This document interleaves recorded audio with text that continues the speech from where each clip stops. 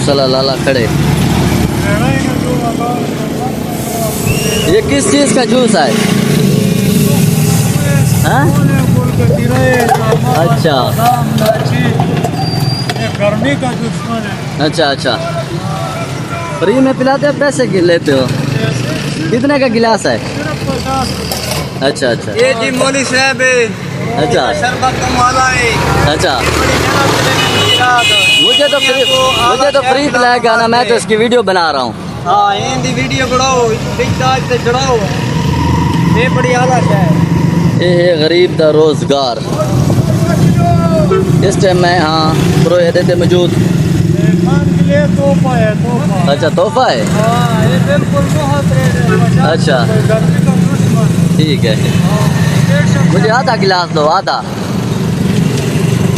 आधा गिलास आधा।